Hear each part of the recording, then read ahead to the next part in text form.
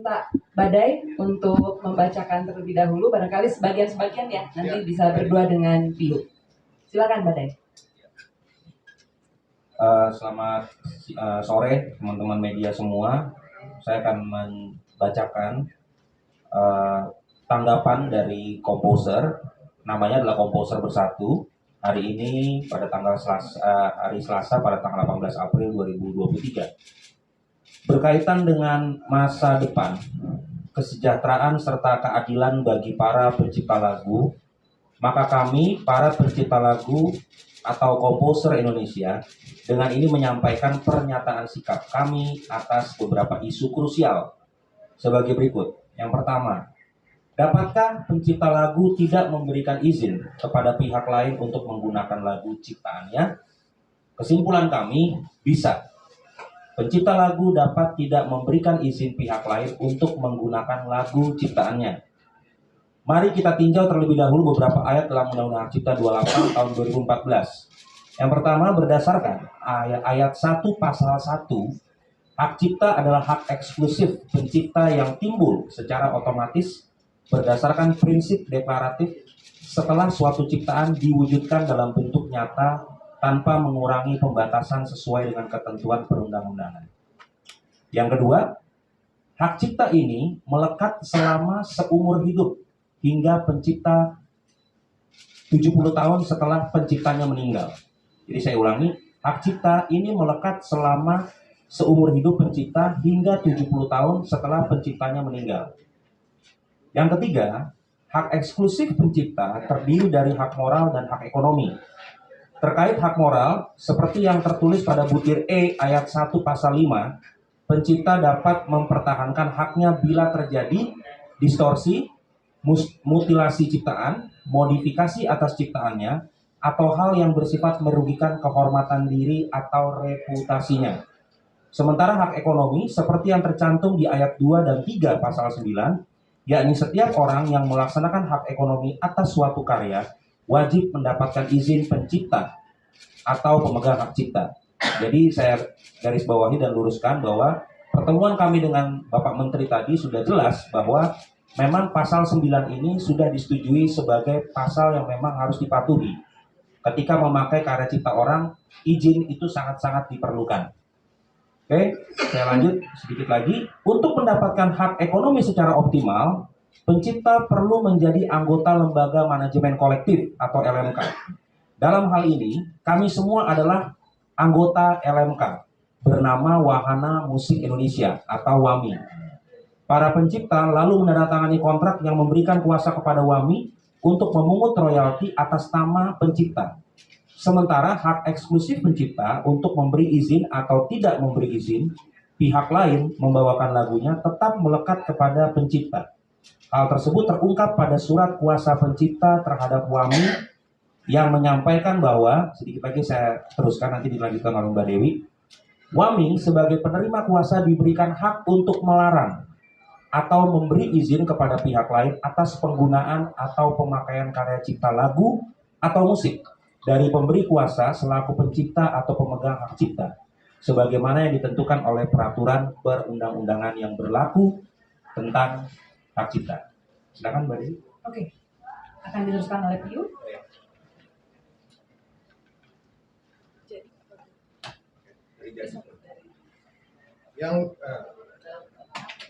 Yang kedua, dalam perkembangan yang terjadi belakangan, beberapa pihak lantas menyatakan bahwa hak pencipta untuk tidak memberikan izin penggunaan karyanya tidaklah berlaku selama pengguna sudah melakukan perjanjian dan pembayaran royalti kepada LMK seperti yang tercantum pada ayat 5 pasal 23, yakni setiap orang dapat melakukan penggunaan secara komersial ciptaan dalam suatu pertunjukan tanpa meminta izin terlebih dahulu kepada pencipta dengan membayar imbalan kepada pencipta melalui lembaga manajemen kolektif.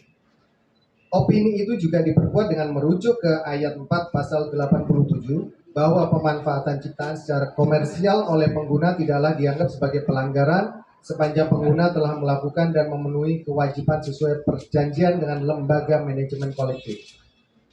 Berikut adalah tanggapan kami. Untuk menjawab argumentasi terkait pasal 23 dan 87 tersebut di atas, beberapa dari pencipta lagu yang memiliki kasus relevan mencoba melakukan pembuktian. Mereka telah mendatangi dan bertanya kepada LMK dan LMKN tentang pembayaran royalti atas beberapa konser atau pertunjukan musik terkait lagu mereka. Sampai hari ini, para pencipta lagu tersebut tidak mendapatkan jawaban pasti maupun laporan penerimaan dari daftar acara yang dipertanyakan. Sehingga dapat disimpulkan bahwa LMKN dan pihak penyelenggara atau IO tidak melaksanakan kewajiban mereka seperti yang diperintahkan oleh undang-undang, dan sudah jelas terjadi pelanggaran terhadap undang-undang hak cipta. Dalam kasus di mana telah terbukti adanya pelanggaran, maka kami semua berpendapat bahwa pencipta lagu mempunyai hak untuk tidak memberikan izin penggunaan lagu kepada penyanyi atau grup terkait. Sebagai konsekuensinya, pencipta lagu pun tidak mendapatkan hak ekonomi sebagaimana yang dimaksud dalam pasal 9. Dan yang ketiga, ada beberapa pihak yang menyuarakan kekhawatiran mengenai sistem pemungutan royalti yang bersifat kolektif akan kolaps apabila pencipta lagu diperbolehkan tidak memberikan izin kepada pihak lain untuk membawakan lagunya. Dan berikut tanggapan kami. Pada dasarnya pencipta lagu yang berkarya dan kemudian mendaftarkan diri ke LMK adalah untuk mendapatkan hak ekonomi yang maksimal atas karyanya. Para pencipta lagu tidak mungkin membatasi khalayak umum seperti musisi kafe, pengamen, dan sebagainya untuk tidak membawakan karya ciptanya. Jadi jelas ya, kita tidak membatasi khalayak umum, musisi kafe, pengamen untuk melarang untuk memakai karya ciptanya.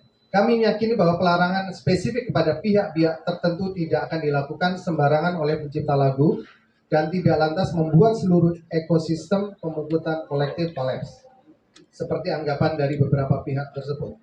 Lalu yang keempat, dalam pasal 87 Undang-Undang Hak Cipta dinyatakan bahwa lembaga manajemen kolektif menarik imbalan yang wajar dari pengguna atas pemanfaatan hak cipta dan hak terkait dalam bentuk layanan publik bersifat komersial. Sudah menjadi pengetahuan umum antara komposer dan LMK bahwa pendapatan royalti dari performing rights tidaklah besar. Pada laporan per kuartal atau 4 bulanan yang diterima komposer, angka itu berkisar antara puluhan ribu hingga ratusan ribu saja. Bahkan untuk komposer yang terkenal dengan ratusan lagu sekalipun, nilainya kurang lebih seperti itu. Kami mempertanyakan apakah besaran itu wajar. Apakah ini mengindikasikan persentase untuk royalti yang terlampau kecil atau tidak disiplinnya penyelenggara acara melaporkan kepada LMK sehingga hanya sedikit yang membayar, atau faktor inefisiensi serta transparansi dari sistem pemungutan dari LMKN, atau mungkin ketiganya. Untuk itu kami meminta kepada pemerintah atau LMKN untuk membuat SOP atau juklak dan juknis dari pelaksanaan pasal 23 Undang-Undang Hak Cipta sehingga mekanisme pembayaran royalti performing rights terlaksana dengan lebih efisien dan merata. Kami juga menghimbau agar pihak manajemen penyanyi pengisi acara dapat mengingatkan pihak pengundang acara untuk membayar hak dari pencipta lagu-lagu yang mereka bawakan. Dengan demikian, kami berharap pembayaran royalti performing rights dapat ditegakkan dan menjadi praktik umum pada setiap acara. Demikian pernyataan sikap serta kajian kami. Semoga dapat membawa kemaslahatan dan keadilan yang lebih baik bagi para komposer dan ekosistem yang lebih sehat bagi industri musik Indonesia. Jakarta, 18 April 2023. Ini beberapa nama yang sama-sama ikut menyatakan sikap yang tadi sudah dibacakan. Ada Ahmad Dhani, beliau ada di sini. Ada Piu, Rika Roslan, ada Badai, ada Denny Casmala, ada saya Di Lestari, ada Ade Govinda, ada Posan Tobing, dan juga ada Pika Iskandar dan Sandi Kanester yang keduanya tidak hadir tapi juga menyatakan sikap yang kurang lebih serupa. Demikian yang bisa kami sampaikan. Ada Anji, ampun Anji, maaf. Dan tadi juga ada Once, ada Marcel. Tapi mereka tadi masih ada tertahan di atas sepertinya. Cuma tadi kami bersama-sama berbincang dan berdiskusi dengan Bapak Menteri dan jajarannya, juga ada Ibu Dirjen Haki yang juga hadir. Baik, kalau misalnya ada pertanyaan barangkali dari rekan-rekan pers. Langsung ada mikrofonnya. Iya. Mikrofonnya mana? Jadi, ayo. Ada yang mau ada mikrofon nggak? Ya.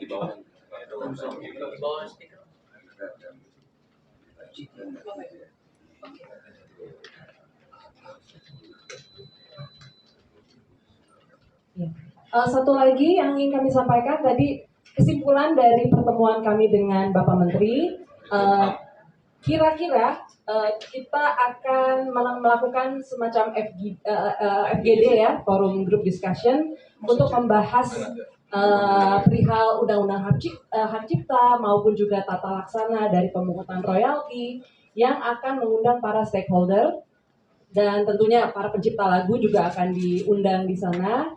Semoga itu juga akan menjadi satu realisasi yang betul-betul bisa mendorong sebuah perubahan ya, perubahan yang nyata gitu. Ada tambahan dari Dani mungkin? Siapa tahu saya ada skip tadi poinnya. Ada Once? Oh, Once. Ada Once, ada Marcel, masih ada nggak? Tadi Marcel mewakili AMKN, tapi ya beliau juga musisi dan juga penyanyi. Dan Once juga tadi ikut. Silakan Once. Ya. Oke, Once barangkali ada mau menambahkan tadi poin yang sudah kita bahas dengan Pak Menteri. Ini ada mic-nya, Rio dekat. Ya, mungkin tadi sudah disampaikan ya dari Pak Menteri kita dapat support khususnya mengenai sistem besar yang sedang dirancang, sistem informasi lagu dan musik, pusat data lagu dan musik. Ya. Semua itu harus dibangun secara konstruktif dan kita nanti dalam waktu dekat akan mengadakan FGD ya, FGD yang forum group discussion yang terdiri dari semua pihak, pencipta, performer, juga IO, juga promotor yang ada. Supaya dari sana kita akan bisa menemukan langkah-langkah yang konkret ya, konkret dan sesuai dengan aturan-aturan yang ada. Baik. Terima kasih Once. Anji mau menambahkan Ji?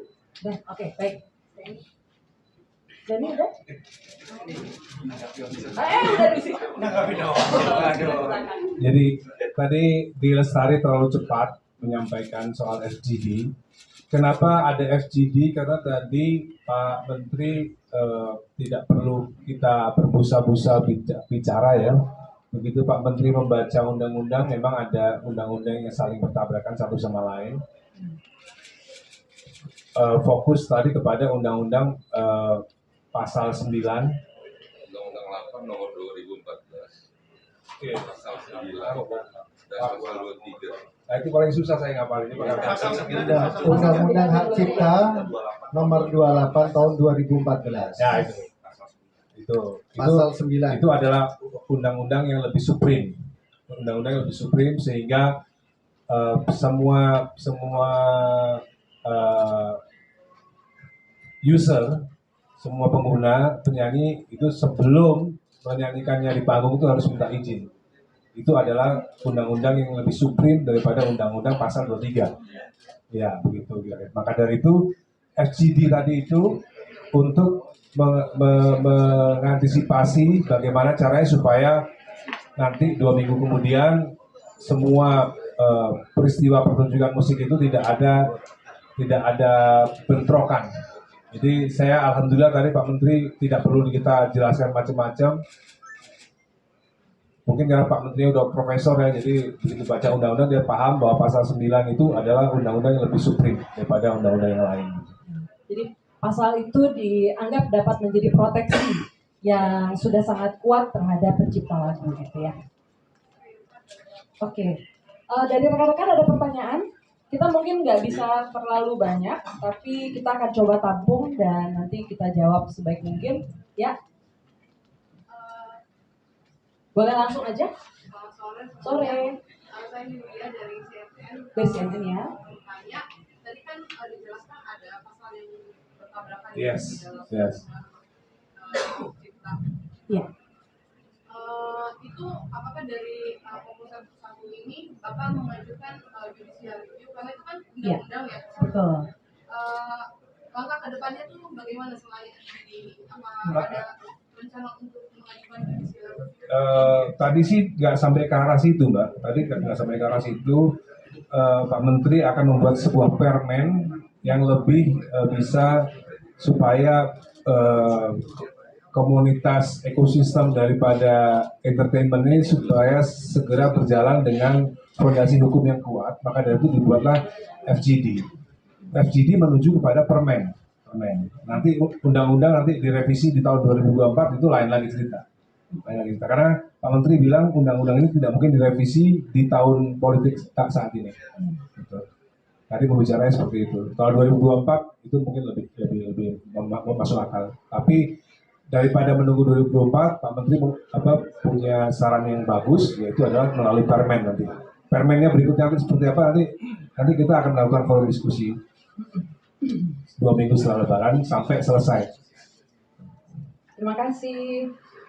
Ada lagi? Ya, silakan Mas. Saya Leo dari TV One mau nanya terkait dengan keempat poin dari komposer bersatu ini, bagaimana respon dari menteri terkait yang memang menangani atau yang bagaimana respon dari kementerian terkait. Kemudian tadi ada juga poin yang seberapa yang tentang pemberian izin kepada mereka yang menjadi kafe dan bagaimana bagi mereka yang memang konten kreator musik, dimana itu kan kita tahu juga itu memberikan insight juga kepada pencipta lagu, di mana mereka mau kemas kemudian membantu mempromosikan dan kemudian mereka punya platform sehingga itu memberikan insight timbal balik antara pencipta lagu dan juga si konten kreator. Apakah itu akan ada masuk ke dalam undang-undang yang akan disampaikan nantinya kepada menteri terkait?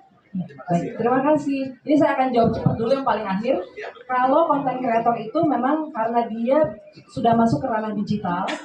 Kalau ranah digitalisasi itu sudah ada sistem yang sudah sangat bisa dibilang cukup mumpuni ya, sehingga semuanya sudah transparan dan sistemnya sudah berjalan dengan baik. Jadi memang fokus kami tadi lebih kepada performing rights ketika lagu tersebut dibawakan ke dalam pertunjukan atau konser gitu. Jadi memang tidak membahas digitalisasi. Tapi yang kami harapkan adalah adanya sistem digitalisasi yang mampu nanti kemudian mendata semua konser, pertunjukan, sehingga kita bisa mendapatkan transparansi yang kurang lebih sama dengan apa yang sudah kami nikmati sekarang lewat konten-konten digital gitu. Mungkin Cio mau menambahkan? Ya, tadi mungkin saya juga mau tambahkan bahwa kenapa kita tidak harus langsung ke judicial review, karena itu prosesnya sangat panjang ya, sangat panjang dan butuh proses, dan itu kalau untuk yang di legislatif pasti harus melalui prolegnas. Jadi itu prosesnya panjang sekali, dan yang antri untuk dilegalisasi atau untuk dibuat undang-undang ini juga banyak.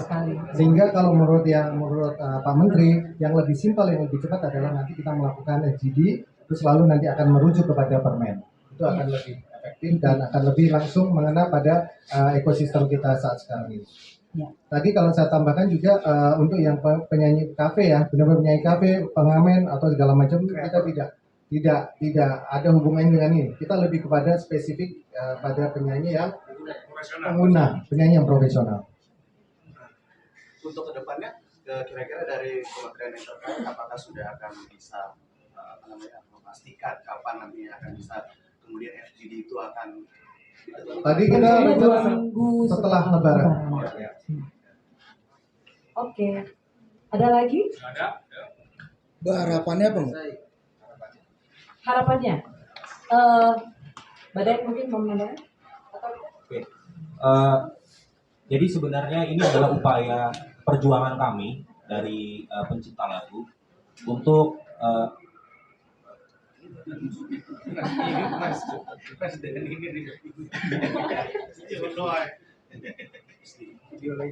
jadi memang ini upaya dari kami para komposer untuk apa? Sebenarnya untuk menyelamatkan legacy kami, untuk keluarga dan anak cucu kami yang memang nantinya mereka nih yang merasakan eksploitasi daripada lagu-lagu kami. Jadi sebenarnya harapan kami simple adalah apa? Eksklusivitas komposer itu ditegakkan di negara ini. Jadi tidak ada lagi orang yang beranggapan bahwa ketika lagu sudah dipublikasikan ke khalayak umum menjadi public domain. Itu salah besar. Itu adalah kesalahan berpikir. Bahasa saya logical fallacy. Kesalahan nalar. Ya, betul. Minjem istilahnya Om Rocky Gerung. Jadi sebenarnya begini. Lagu menjadi public domain itu menurut undang-undang adalah 70 tahun. Setelah penciptanya meninggal baru dia public domain. Itu pun bisa diperjanjikan ulang, diperpanjang. Nah, jadi kalau ada bahasa mengatakan bahwa lagu setelah dipublikasikan ke umum itu pencipta lagu tidak punya hak, itu sesat. Jadi upaya hukum kami adalah melindungi karya cipta kami sesuai dengan arahan Menteri tadi bahwa pasal 9 itu sudah cukup memproteksi hak moral dan ekonomi kami. Jadi harapan ini simpel aja. Kami mau supaya negara ini memberlakukan atau berpihak kepada pencipta lagu untuk menegakkan hukum atas karya-karya kami. Itu aja. Thank you. Terima kasih. Rika, ada mau menutup? Sudah cukup? Rika, mungkin mau menambahkan? Saya sudah lama ingin bicara, tapi mengumpulkan bukti-bukti untuk saya bisa mengucapkan ini, karena buat saya pada saat bicara itu harus penuh pertanggungjawaban.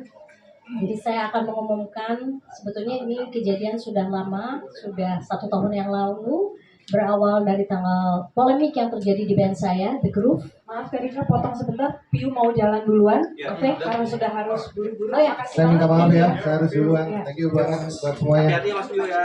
Thank you, Piu.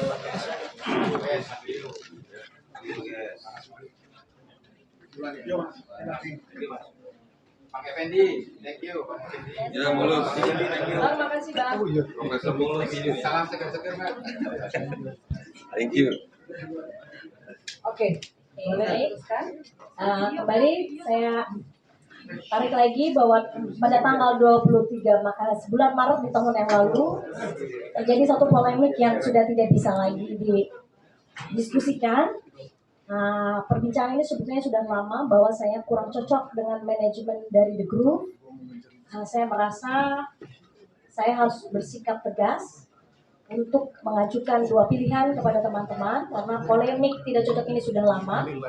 Apakah tetap akan mempertahankan manajemen yang ada atau mempertahankan founder dan penulis lagu yang memang sudah bersama-sama dari tahun 96, mereka Ruslan.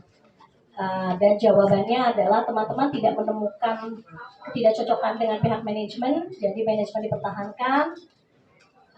Jadi saya sendiri yang tidak cocok.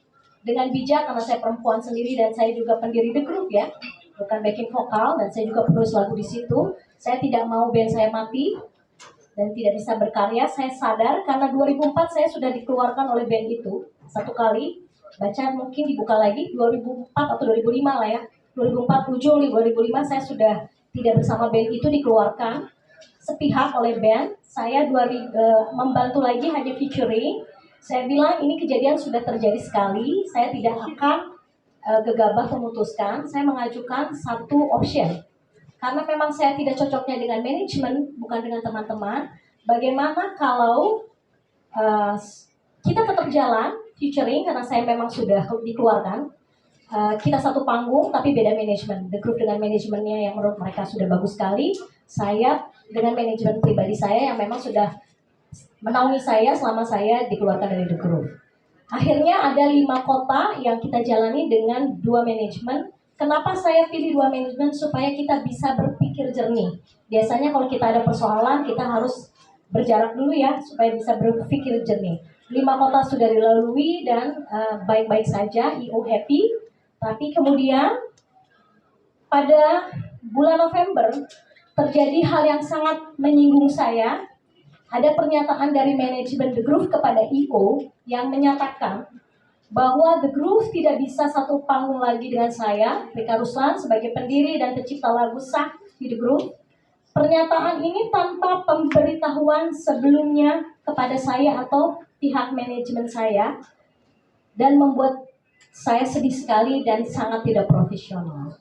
Karena sebelumnya sepakatnya adalah kami masih bisa 1 panggung tapi beda manajemen agar kita bisa berpikir jernih. Tetapi surat yang dilayangkan kepada ibu ini membuat saya sangat terpukul, dan ini sudah 2 kali terjadi pada diri saya.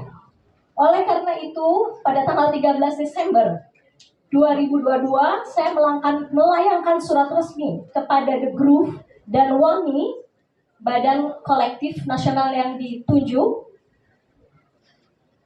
yang menyatakan bahwa saya melarang The Groove untuk membawakan lagu ciptaan saya. Itu terjadi 13 Desember 2022, sebelum kasus Mas Dhani terungkap ya. ini adalah sebagai konsekuensi nggak bisa ngomong gue. Konsekuensi logis ketika The Groove tidak bisa satu panggung lagi dengan saya sebagai pendiri dan pencipta lagu, saya pun melarang dan saya membawakan lagu saya. Begitu ya. Jadi mudah-mudahan apa yang terjadi di media bisa menyikapi dengan bijaksana, karena saya sudah melakukan upaya berdiskusi beberapa kali. Satu, meminta manajemen untuk berpindah profesi menjadi agensi dan The Groove memegang sendiri manajemennya, tapi tidak mau. Saya mengusulkan untuk pisah manajemen agar kita bisa tetap satu panggung, tetapi saya mendapatkan surat dari IO bahwa The Groove memutuskan untuk tidak bisa lagi satu panggung dengan saya. Tentunya saya punya harga diri yang terinjak, jadi saya melarang lagu saya dibawakan oleh The Groove, dan sejak pelarangan tanggal 13 Desember, The Groove tetap membawakan lagu saya. Jadi akhirnya saya bersama teman-teman bersama-sama hari ini untuk mempertanyakan dengan tegas tentang hak eksklusif sebuah lagu yang memang saya tulis sendiri dan saya penuh cinta menyiarkannya kepada teman-teman. Tapi ini khusus untuk The Groove ya.